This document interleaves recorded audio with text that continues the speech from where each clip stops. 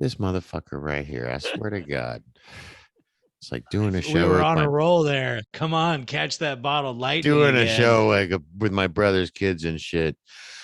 Ay, Dios mío.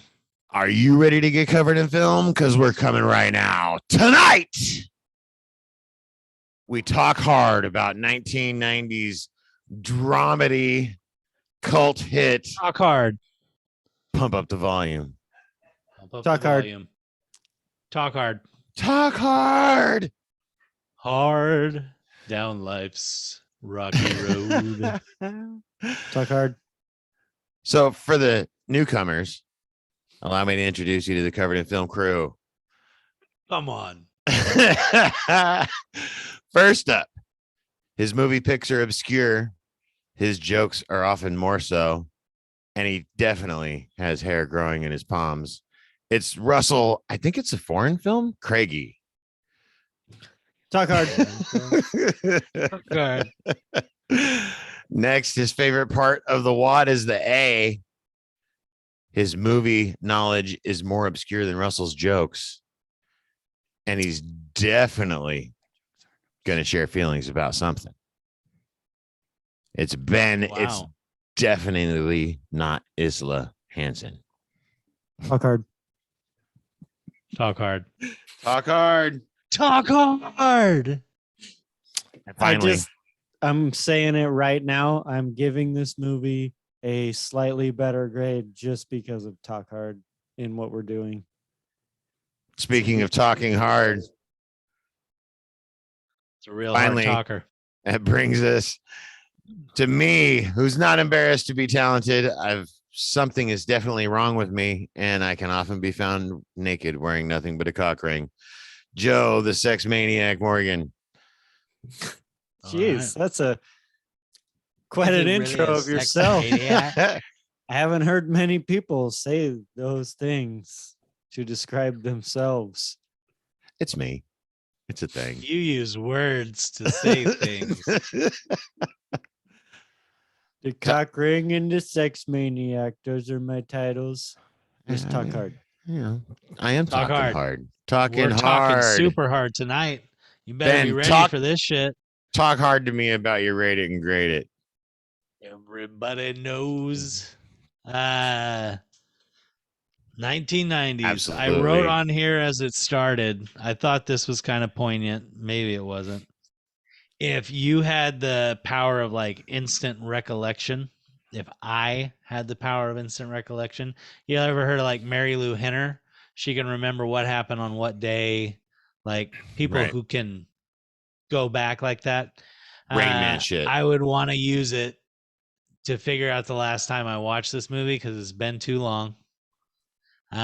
Such a unique little, it's got its grips in the moment in time when it came out, to be when phones started being cell phones that were normal, but we didn't have flip phones yet, when you could get on a computer and actually have a couple of programs, and where cassettes weren't quite over the hill yet, but CDs were out. They were a little expensive, and this is it's a great little window. The movie's really fun.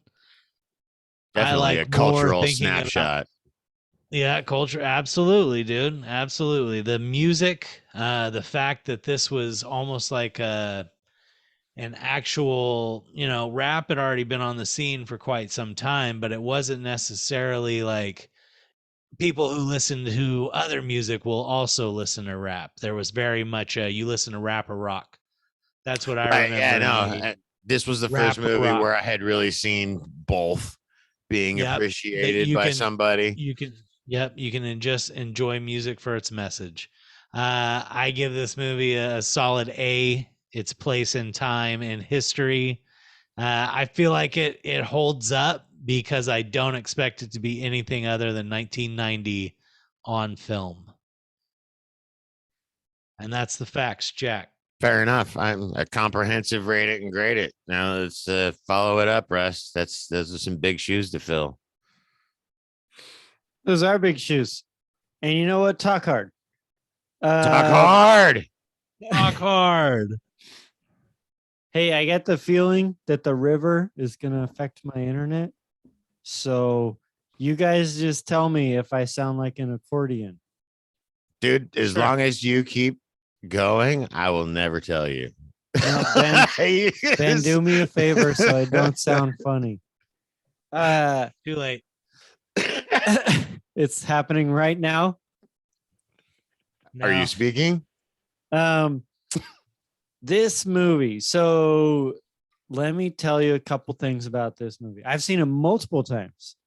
All right. And every single time I saw it was like late night on, I don't even know what channel it would have been on, FX or something growing up. FX wasn't a channel until much later. It's probably like God, TNT maybe? I don't know. Oh wait, you're younger than me. Never mind. Go ahead. FX may have been around when I was a teenager. I don't know. Yeah, I was thinking it's pretty close. FX was like my late teens, early 20s, so it could have Yeah, been. that would have been Yeah. that would have been right for me. Fuck Yeah, you, yeah. Ben. I know what I'm talking about. And Even FX was Fox, good because like they its played parent company. well, and FX was good because they would play the movies, even though they were still edited for TV. They weren't edited for like, God, what was that one fucking TV station that would like do Caddyshack, but it'd be so edited down it'd almost be a PG rating. Oh, I mean, they'd show it American. on network TV. Yeah, it's awful. Yeah, no, it was the worst. Anyway, Anyways. did you want to continue with So your anyways, portion of the show, Russ? Sorry. I don't Wait, think one I more ever- thing. Wait. One Wait. second. One more thing. Talk hard. Now go ahead. Never mind. Talk hard. Hey, talk hard. Talk you know, hard, Russ. I gotta say before, and I know we're not racially acceptable to talk about this, but every time we say talk hard, it makes me think of Dave Chappelle going, white power. Anyways, all right, I'll just move on. So I only watched it on late night television, Nate Light, and I don't think I ever finished it or I ever started it from the beginning. And you don't get to see titties in that. Right. Yeah. I was So- gonna say that's you missed out The on biggest Samantha cut. Mathis. Yeah, I learned something cool about this movie a couple nights ago. But overall, I mean, I don't know. It's definitely not an A. I've been beating the rating around in my head for a while, and it's somewhere between a C plus and a B for me. So I'm gonna give it a B minus. It's got there's something you like about it. You know, it's very charming. It's easy to watch, and you want to see it through. But dude, the little masturbation scene right in the beginning, I was like, what the fuck is this shit? They set the stage right out of the gate. Yeah, I'll The 90s give were a it to you different now, time. Joe. Your turn. My turn. My turn. Mhm. Russ didn't give me a lot to take notes from. For me, this movie was, I don't know, this was one of those formative movies for me. I think I watched it right about the time I was going through that whole preteen fuck the world. You know, this and Gleaming the Cube have got a number of lines that I've referenced a lot during my preteen and teenage years. Just that negative outlook, it just encompassed a lot of it for me, but it also encompassed other parts of my experience, which was teachers that cared, you know, eventually seeing some justice dealt, you know, even though it took time and you had to be patient. A number of other things that we can cover later in the show. But for me, I was gonna say a B minus, but now after talking about it and really thinking about the experience, it's an A. It's a solid A. It really is. It is. It's a little piece in What time. the Russ, fuck? let me ask you this. Oh, you got a butt? Or was that Russ talking shit? No, that was Sorry. Russ talking shit. I mean, How many times have you put a cassette in a machine and closed it and hit play? How many times have you done those three motions in succession? God, I'd have to think a long time ago. It's hard. That's a hard question. Yeah. That was my I- experience with music. So there's for a me- fondness I mean, to me. 8-track All the recorded and tapes. records and for me and you guys, so you guys are a different age group than me, and I know what you're getting at with the question. I think for me, music was experienced more through CDs, but I Mhm. do remember cassettes. They were a little more like it actually, now that you say it, it reminds me of being with my dad, which is a really good memory with him. And how dare you try and use that to bring this rating up higher? I will not. I will not.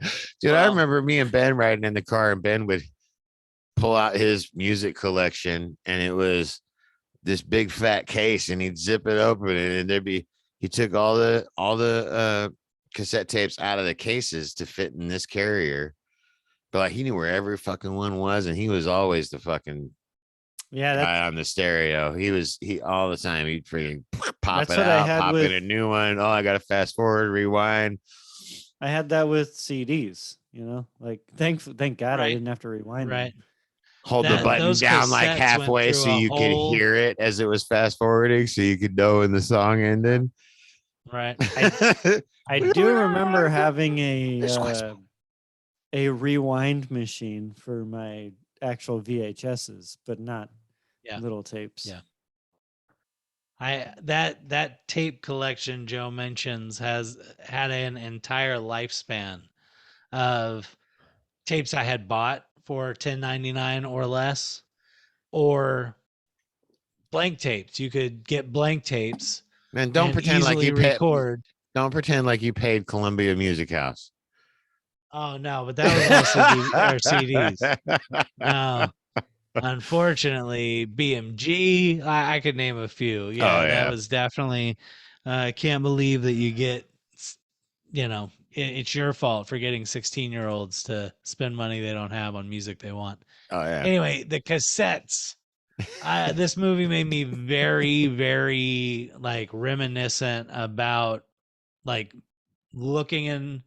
You look at your periphery at your cassette tapes and be like, "There's that label I made. I can just grab it." Like you don't need to read what's on it. You knew what it was by view. Now I know that transfers over to CDs. You see the color and you're like, "I know what album that is. That's what I want." There's Rust in Peace. But I don't know, with the cassette tapes, there was a lot of drawing that went on the little tiny paper cutouts, foldouts that used to go in them. I mean, just making your own cassettes. Like kids, Oh yeah. I mean, just the freedom to do that. CDs were a big roadblock for that. Like when It CDs took came a out. long time to be able to get to recording your own CDs. Right. And now people don't even know what that is. It's Recording your trash, own is what CDs. it is. As Yeah. as you guys, like, the more you talk about it, the more detail you give about the pieces of paper and the plastic that folds open, and I can visualize it, and the memories I have associated with that are the times my dad let me open his cassettes and put them in his Mustang T-top, Nope. and like I'm we would talking go about. somewhere together. It's a really cool Yeah. memory. It really makes me like think about giving this movie a higher grade, but I told you. Don't worry, we're gonna get you up before it's fuck with over, me. Russ. We're gonna I get would you up just before say- it's over. I wanted We're gonna to talk I hard. wanted to get that's right. I wanted to get into the soundtrack of this. So to me, the easiest way to generally look up a soundtrack is to go on Spotify. And there's a number of playlists that say that they are the Pump Up the Volume soundtrack playlist, Right. but they're all a little different, and none of them are actually what you would have gotten if you would have had that CD Soundtrack. of these. Yeah. The soundtrack, what he actually got to release. And I found that very interesting. Like it reminded me again of like mixtapes. Spotify, it's like so many people want to put together a mixtape, but the playlist is now just I don't know. It allows a It's little not- too much creative freedom. right.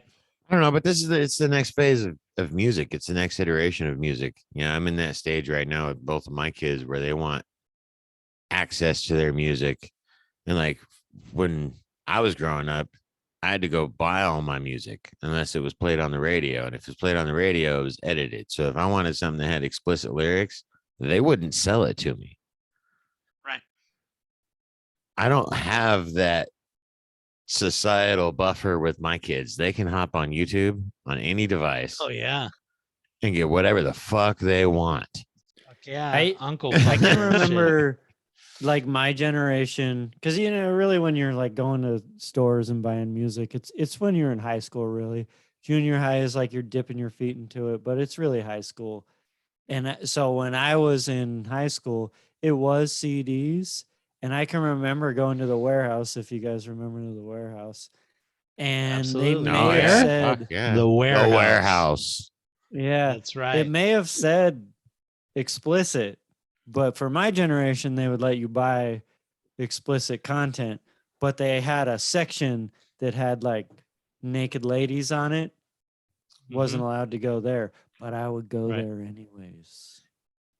Yeah, 'cause Warehouse it on was- North Texas, right next to the Rayleighs, where my dad used to work as a meat Damn. cutter, baby. God damn, Hell dude. yeah. I remember that. Dude, Hell it took yeah. forever for that location to close, too. They were know, there I thought it was great. forever. I thought it was fucking great. Yeah, it's yeah. I mean, I love that part of it. To me, how heavily it plays into this. He's got the records that he gets from his parents. He's got his huge cassette collection.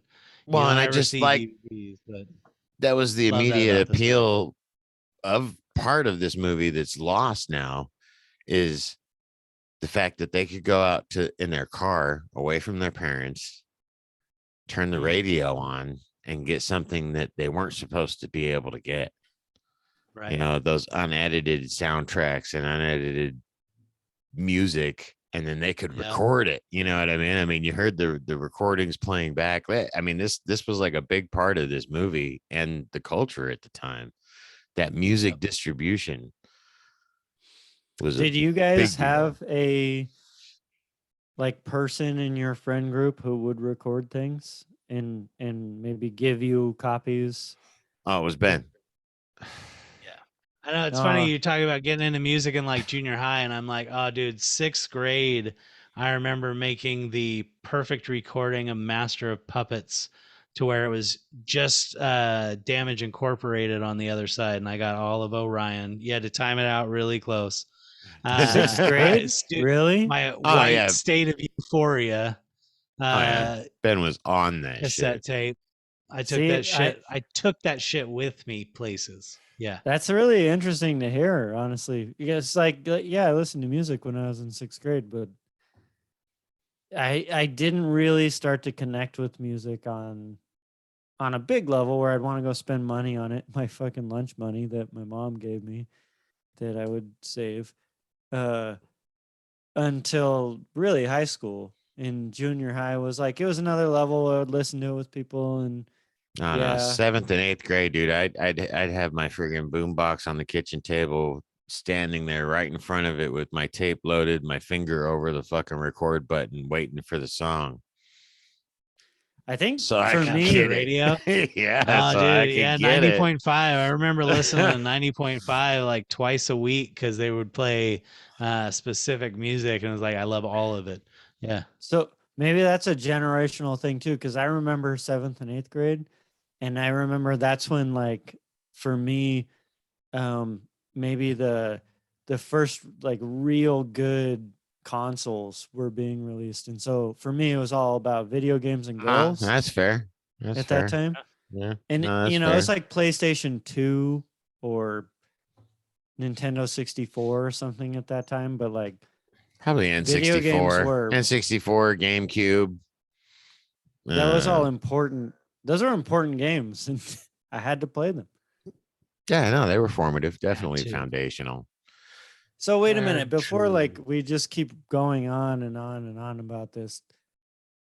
Hey, this is Music. good stuff. What's the point? I was just about to move us on because we do need to get to the wad. But before we get the wad out, last week, or last time I hosted, the phone lines were blowing up. But I tell you what, I got a bunch of mail this time around. Oh my God, snail We mail. yeah, snail mail, dude. Somebody Holy got the moly. address for the Big Time Dragster studio. Is it handwritten? I And- want you to Drinks hold up these letters. Yeah, I mean, I got them. I'm not going to Even show for you their that red one? handwriting. No, that's not appropriate. I don't think. No red one. The eat me, beat me lady, the stalker didn't show up.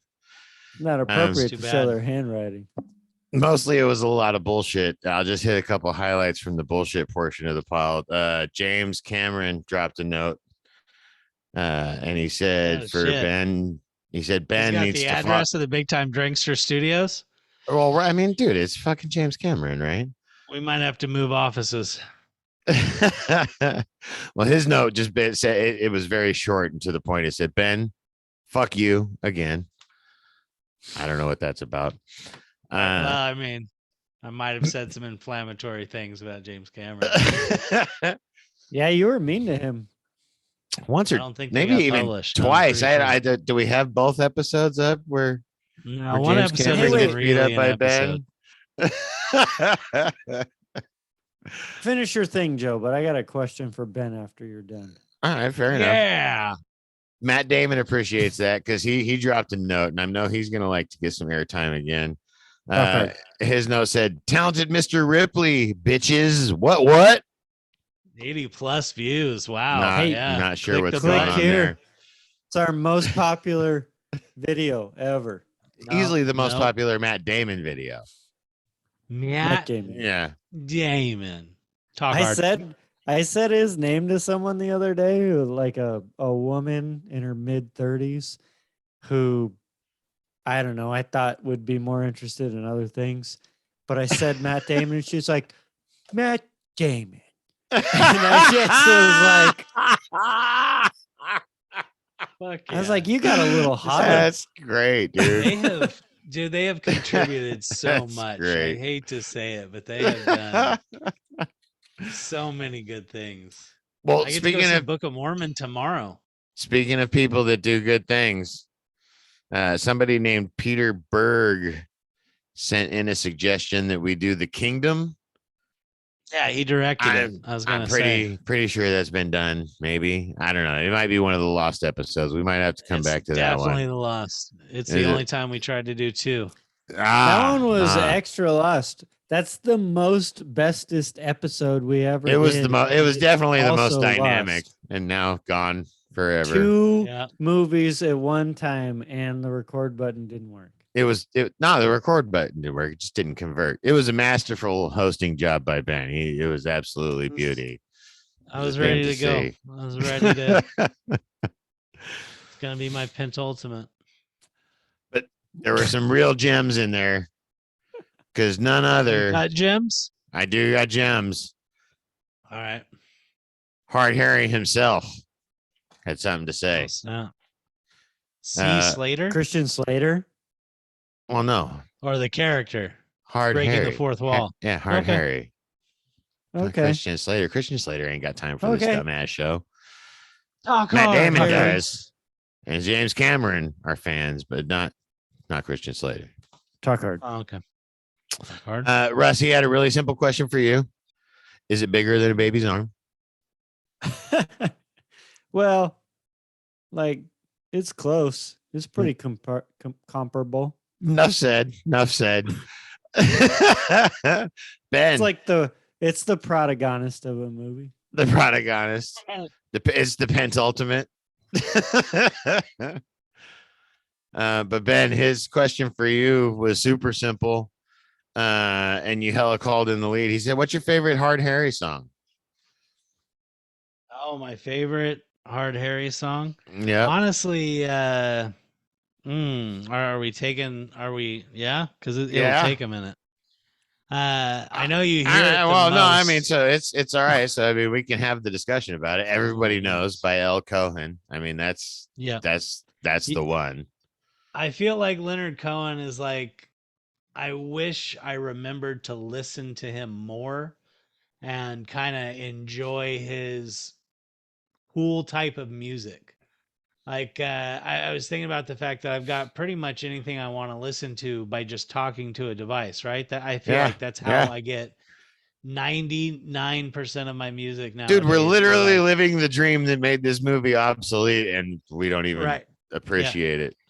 And I'm like, every time I'm saying the same 5 bands. Like, I don't know why I can't remember the joy of the variety of music anymore, but my brain has just been filled with other bullshit. TV, too, just so much. Well, of and it. just another cultural phenomenon, that we had from that time was you carried your music with you. Like if you wanted to listen to your music in the car, you had cassettes that you physically had to grab and think about, I want to listen to this, this, and this, and take them with you to the car. So you would end up exposed to a lot more music because if you took a ride with your buddies to the friggin', to the party, or just some random person gave them a ride. Hey, you mind if I throw this tape in? I almost hate to say it, but my Ben was Casey. Are you okay with that? Of course not. I mean, it's out Makes me there feel now, bad. so it is what it is. Fuck you, Ben. Nah, whatever. Whatever. Casey lives life by his own rules, and got to meet Ronnie James Dio before he died. So the other mad one I really props. like from this movie is Why Can't I Fall in Love? I don't know why, but every time that scene comes on, I'm like, I really kind of like this song. Yeah, very, very riffy. Honestly, I mean, Wave of Mutilation by the Pixies. Yeah. Really love that song. I feel like the best titled song on the soundtrack is Love Comes in Spurts. Damn it. That's my favorite song pick, Ben. You fucking bastard. But the most What about- interesting band who has a song on this album is the MC5. Right. If you get a chance, look them up. They do the Kick Out the Jams, which I feel like got resurgent with Presidents of the United States of America did their own version of it. But Right. the band, the MC5, they were came out around the same time as the Stooges and helped usher punk in. Really interesting story about them if you take the time to read it. Did you That's guys been Music Corner with Ben. Yeah. No, Sorry. that's you guys it's really what this movie's about. It's the music. did you Well, guys I mean, and talk being totally hard? anti fucking everything. Hey, talk hard. Did you guys growing up like punk rock? No. Talk hard. Talk hard. No. Talk hard. No, I wasn't a big punk rock. Unfortunately, nah, like I said, neither. Metallica.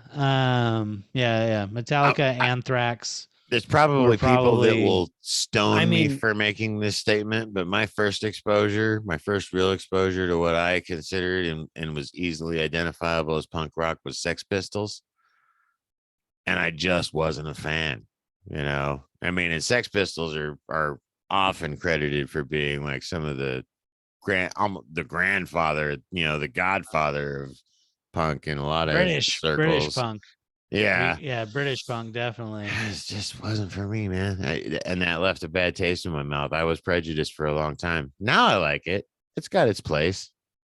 Yeah, growing up, I never liked any punk rock I ever heard.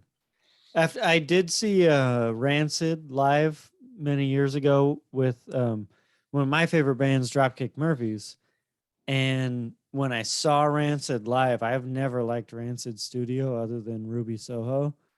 What? Time Bomb, bro? Black Dude, coat, it's- white shoes, black hat. Talk hard. Talk hard. I like those songs. I like the they're catchy, He's up in But a on- bed, yeah. But Anyways. Dude, you sound exactly like him. No. But live, Rancid is incredible live. Like really, Yeah. really freaking good.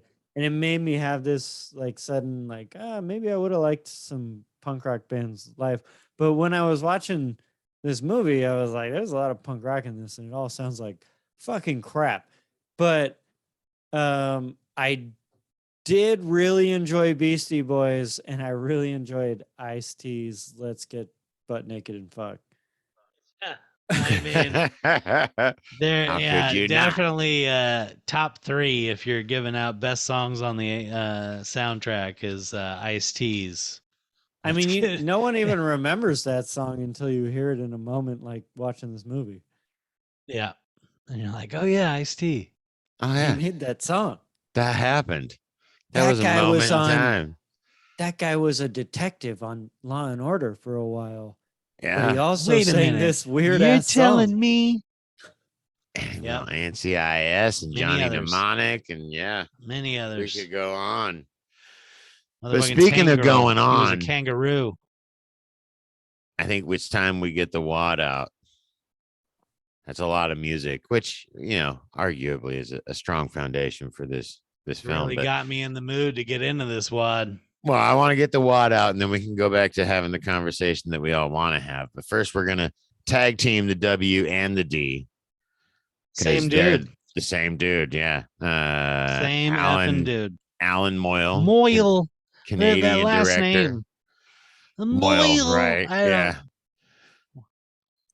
13 Exactly. movies. 13 movies, not a lot. His first major film being Times Square, which ended up in Alan controversy. Alan Moy. Moyle. Moyle. Moyle for the Googler. Alan Mayle. Moyle. Alan Moyle. Alan. Pump Up the Volume, Gun and Betty Lou's Handbag, and Empire Records. Those are his 3 heaters. That's Empire it. Records. I like Empire Records. Yeah. I thought about doing Empire Records on the show many times. Yeah, I literally wrote Times Square because it was his first, Pump Up the Volume, and then Empire Records, and then my note here is a few other miscellaneous credits. Right. And that about we sums are it up. done. That about sums it up. There's- We're done with and the we are W done. and the D. When you guys picked this movie, by the way, I gotta say, just for all the viewers out there, if we don't say this, I own this movie. Like I physically. Oh yeah, no, we gotta own this discuss movie. this. We gotta discuss Yeah. this. We, This is a we great should time. discuss Before- it because Before like, we this get into movie, the A, let's be intellectuals. I'm gonna bring my rating from a B- up to a B, just for the fact that this movie is so fucking cool that the only way you can watch it is to buy a physical copy. You cannot get it on any streaming outlet out there. And Yeah. until watching you say this, I had no idea how much that ties into the spirit and panache of this movie. But the Dude, fact that you literally can't watch this movie unless you buy a physical copy, No. A almost completely as a commentary anti- on this movie. I It mean, was but incredible. hilarious. Like a movie that is so anti-establishment causes you to buy what is essentially a piece of garbage Yeah. that you get to watch a movie on. yeah, You I got to gotta watch do it this that. one time. Maybe I'll watch it one more time in my life. But it took me back to a place in time where, you know, I had to source a physical thing. You know, you used to have to go to a place called Blockbuster. Yeah. Maybe you guys have Mhm. heard about it. But and you'd pick out Never the been. thing that you wanted to do for that evening. And then you would put it in the DVD player and that thing would start spinning and you'd hear it in the plastic box spinning in there. Oh, And then dude, you'd we're push play and you'd pick whether you want full screen or widescreen. All this bullshit. oh yeah, the TV formats were a thing. The audio codecs on how it was recorded via Yeah. an audio file. Like, you know, if I'd go rent a DVD and it didn't have the 5.1 audio codec, I was pissed. You know, it's crazy that you Some guys are DVDs were talking works of about art. that you guys and I are talking about the differences of our upbringings and the fact that I had CDs and you had cassettes. And here we are, like actually saying, remember what it's like to use a DVD? Like, what the fuck? And 2022, let's baby. make sure it's ironclad that we point out that Russ didn't raise the grade because of memories with his father. He raised it because he had to buy something to watch the movie. Just It's just What it's an that happened. accumulation. what It's a an That just accumulation. happened. It's building up on me. You know, this movie sucks, but there's no reason not to watch it. I loved it Fuck from you. start to finish, except for that masturbation scene. I almost turned it off right there. But everything other than that, it's so charming. It's so reminiscent, and it does just a really good job. But there's really like nothing. I don't know. It's not that great. I think it's funny though. It's you know, I mean, and so we're pushing the A out a little bit because I think this is a good conversation to have. But Just don't prolapse it. pre-show, I mean, we might turn that bitch inside out. You guys ever done that before? That'd be awful. No. Jesus. Once when I was wearing the cock ring. Oh my god. I think It that this broke. prior to the show, Ben said something about this movie being about relationships. And Who said that? He did not. he made some joke about it being about relationships. It was an obvious joke, but it stuck in my head. And I started thinking about it because I had made a couple notes as a parent of a teenager that's about to enter that phase in life. And I'm already fighting some of those battles of, you know, access to information and old enough to do what I want to do, but not, you know, having enough world experience and all that stuff. This movie really does actually portray a lot of relationships, primarily between parents and children and the disconnect, you know, Right. Even between peers and that social awkwardness. Yeah. And then beyond that, society to the people and the parents in it, and just a bunch of different And things. the And institution of school. Like the institution of bad guy school. in this movie is a school that wants to have great numbers so they can make a ton of money, and they use their efforts to weed out all the kids that don't fit into what they want. Like that's interesting fact. Moyle based that off of a school that one of his relatives actually went to, that actually did that. right. I know. You know? Imagine finding out like you've been expelling kids and keeping them on the roll to get more funding. To get Like, the tax dollars. What a great and to idea, have the better number credit. one, but really fucked up. All right, wait. I gotta tell you. We're talking about stuff about this movie, but really, what this movie does is it makes us talk Take about that real piece life. of footage. Yeah, yeah. There's things this movie, like we should talk about actors, writers, blah blah blah, but I don't want to. I want to ask the question. When I was growing up, I wasn't unpopular. I was always like semi-popular, but I was never cool. And I get the feeling that Joe was really cool. Oh, you Is can be that- farther from the truth, dude. Ben, did everybody like want to do Joe? I mean, lots of people want to. No, Joe, shut up. I want to know what Ben thinks. Well, You can I be think honest. we've already covered it before. Jesus, like there, you know, grade school, and then we kind of lost touch in junior high, and then freshman, sophomore year, summer, we reconnected, and then have been going strong since. Grade school, you're kids, but yeah, you were the first person to have a girlfriend I think I knew in grade school. There we go.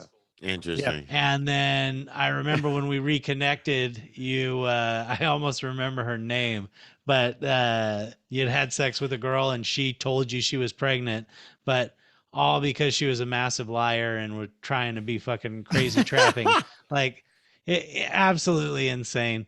And then, I mean, we ran with How a pretty little like, has nerdy changed. crowd. It wasn't Dude, yeah. like he Joe wasn't was like cool. super popular like the Jocks or anything, but we were.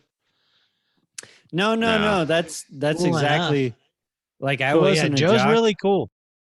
Yep. I wasn't I a jock, appreciate and that. I was really popular, but I wasn't. I had never had a chick say that I got her pregnant my freshman year of high school. Like, that's next level cool. No, it really wasn't. It really I don't wasn't. remember it being cool. Let's just say I got started on some education young about things you shouldn't do and got lucky enough to get away with it. Yeah, I mean, I'm really glad that it wasn't real because that would be really uncool, and you'd be very different right now. Very, But very different. But no, I was the kid that knew everybody. I ran with the jocks, or I could hold my own with the jocks. I ran with all the rejects that hung out on the smoker corner in the morning. And that was a very diverse crowd because that was what bound us together was our habit. So we had jocks, we had cheerleaders, we had fucking rockers, we had punk rockers, the emo crowd. Everybody was on the smokers corner. And that transcended all cultural barriers. Nerds, everybody were out there. I was in honors classes, but would show up with ripped jeans and mismatched shoes and the long hair because mom didn't fight those battles with me. She this didn't guy care. was in honors classes. Oh yeah, The fuck? yeah. It's high school, dude. I should have graduated my junior year, but they wouldn't let me test out on government and econ because guess what? They needed my ass in the seat to collect tax dollars, much like they did in this movie. Absolutely fucking right. Dude, we're bastards at Fairfield High. We're so different. I was failing so hard that I had to take like a test, a different test to get out. I did not get a normal diploma. I All was right, but let me ask you really this: popular, did you but I ever have to never take a smoked. test to prove you didn't have donkey brains? I Wait, had to why take a test to prove I didn't have donkey balls. have you taken that test, Ben?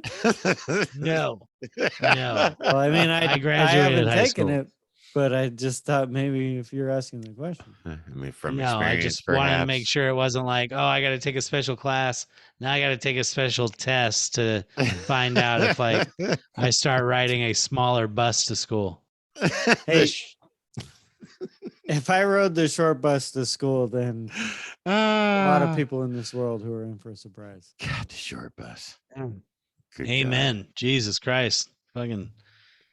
No, but it was a lot about hey. movies. The movies that are not movies, but relationships. The relationships in this movie were ended up being formative for me. I wanted to kind of come back to what I opened with about the formative aspect of this movie for me was when I first watched it, it really touched on the rebellion aspect, right? The whole fuck the world and all that shit. That's right. For all it's worth. The next time I watched it, it was that one teacher, what's her name? I had her pulled up here on the cast because I wanted to specifically mention the blonde. her. Yeah, not Samantha Mathis, but where is she?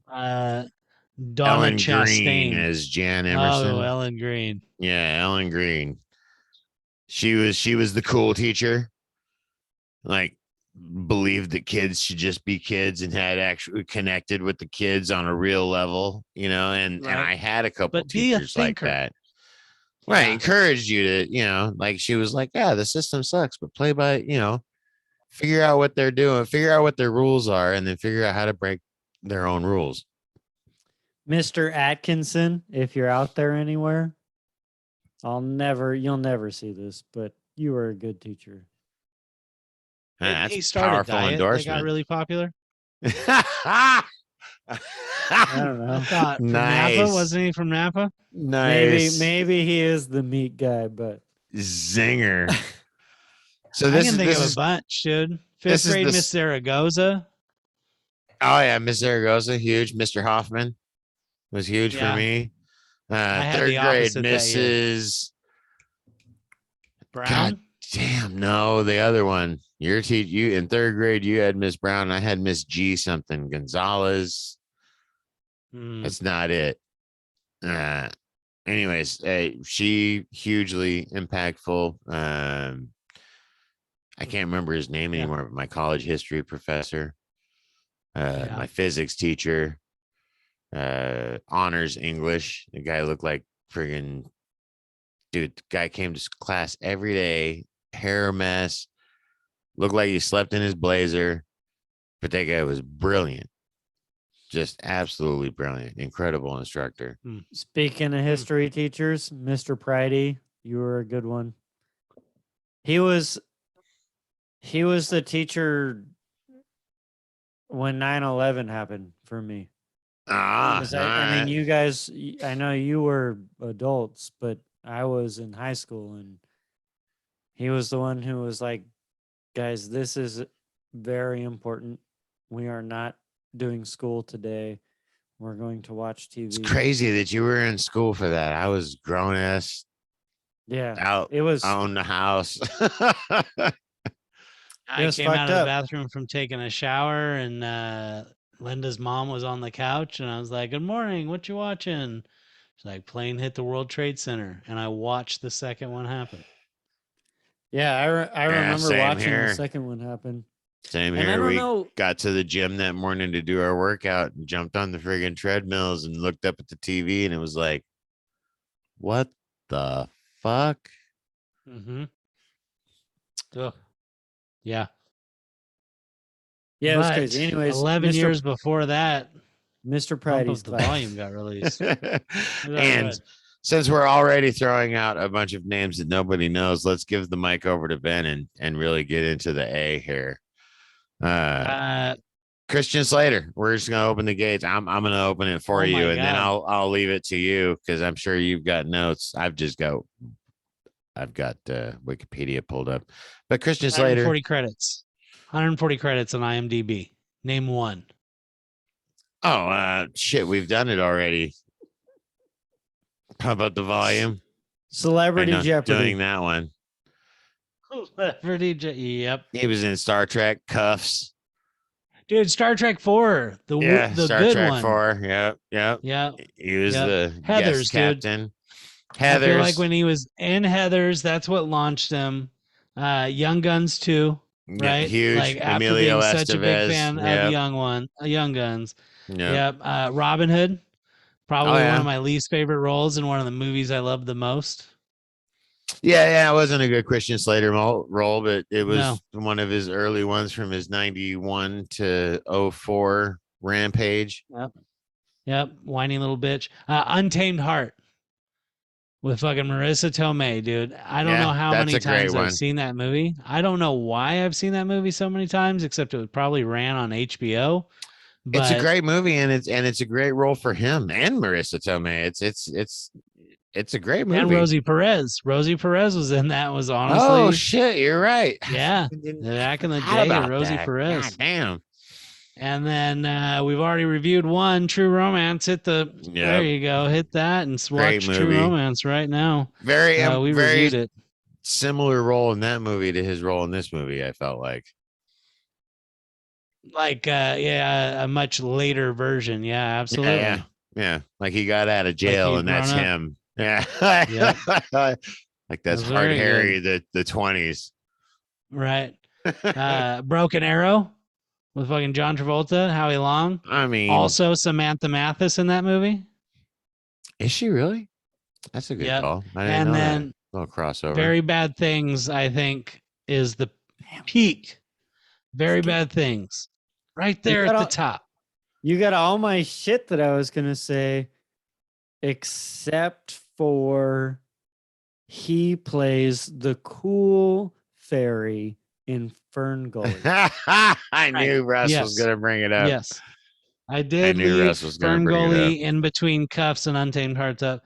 But I feel like in 01, when he plays himself in Zoolander, he kind of transcends being a person getting acting roles. And now Christian Slater is in this new film. Like he becomes an archetype of he's going to get specific roles from now on. See, and I felt like he did that in the 90s. Like, yeah. Like I can't think of the, excuse me, the specific movie. Let me pull up his thing here, but it was his 91 to 90. They cut it off at 99. I feel like it goes to 04. Well, Well, Fucking Joe True does Romance. True Romance was the one. Where he Un- peaked. Undiscovered Country. Honestly, no. What I'm thinking of is I'm thinking of that scene of him in Star Trek 4 because at the movie theater, like it was his, he had big billing that he was in Star Trek 4. And then his Yeah. role was such a bit role as like the first officer for Akaru Sulu or Some no. shit like that. Yeah. And he had like 45 seconds on screen and the fucking theater, all these women just went fucking nuts. Like in the actual theater where we were watching it as soon as he was on screen. And that's when I felt like he transcended into his, it was like, oh, he's Christian. He's Christian Slater. Motherfucker. And I felt like he Slater. squandered it on cuffs. I agree. He's Like in, I feel like Cuffs, he's got this transition, right? Robin Hood, he's super famous. It's a huge blockbuster. Star Trek, he's got this small role and he's a major presence in the film with just his little role. And then right after Star Trek comes Cuffs. And people are like, oh, all A right. waste of an opportunity. Yeah. Yeah. Cool. All right. Cool. And then he does Fern Gully and they're like, oh, yeah, this guy, he was just in Cuffs. And then he gets into Untamed Heart and it's like, oh, let's do relationship movies. Yeah. Have you guys seen Dr. Death yet? No. Dr. Death? I think it's a Netflix show. It's like one of their. Oh, it's a real story. It's a true story about the guy who didn't know how to fucking I watched the real thing on him. He didn't know how to do the spinal surgeries and crazy piece of shit. Really good show. I'd highly suggest watching it. But he plays a character in it, and it's like my first time seeing him on screen in a recent movie. I don't know, forever, or a recent TV show, whatever. And you say you didn't watch Mr. Robot then? I did not watch Mr. Robot. Good role for him. I didn't like the series, but good role for him. Well, I liked Dr. Death. I would say the role for him was kind of like, it could have been filled with a lot of people, but he did do a good job. And I will say it's one of the few times where you see him not play his typical Christian Slater character. Like, he doesn't do the shit where he touches his head and he goes, I don't know. Like, it's just, it's a thing. And, you know, the whole Christian Slater bullshit. He sits in his chair. I can't wait for us to do Gleaming the Cube. There's so many Christian Slaterisms in there. He like actually plays a doctor and he does a really good job. You know who I loved in this movie is Lala Sloatman. I don't know if you guys looked her up at all, but watching it, I'm like, why isn't Samantha Mathis's in this? Samantha Mathis's friend Janie? The actress's name is Lala Sloatman. Oh my She's God. actually a cousin to the Zappas. There is a Zappa in this movie. Is it really? Yes, Ahmed Zappa is in this movie. Ahmed Zappa is Jamie. Yeah, right there. That's right. She's a cousin. She's 6 foot tall, and I was like, why don't I see more of her on screen? Lala Sloatman. There she is. Is Janie. Yeah. Yes. Samantha Mathis was fine. Wasn't a big fan of Cheryl Pollack as Paige. I thought she fit the role well, though. Like her, as much as I hate to say it, but just her image fit that Karen. I mean, like the modern day version of that would have been the Karen. And I felt like they did a really good job of pulling back that image and showing what her life was like. Like you get to see this perfect little, like that was the lesson I took from it the third time I watched the movie was, oh, all those perfect little fucks at school didn't really live like perfect little lives. They had their own bullshit going on. Everybody's got problems. Yeah, just be nice. Everybody's got problems. I definitely learned that later in life. But yeah, you learn it no matter what, though, right? Yeah, absolutely do. Yep. And then funnest cast member, Holly Sampson. Do yourself a favor and click on Holly Sampson in IMDb. She's got the funnest collection of movie roles to read. I'm pretty sure she became a porn star or was in that range of very popular softcore porn that would play on like Cinemax and things like that. And they just had actors who would almost get there, but not all the way. Her role is like she was in a bunch of foot stuff. Really, really a funny retrospective to be like, who the hell is this? Bunch of foot stuff. She became a porn star. I can confirm. Yeah, so it's funny when you click on one of her Using movies, my like fucking My work Sex Teacher computer 3. right now. Well, stop.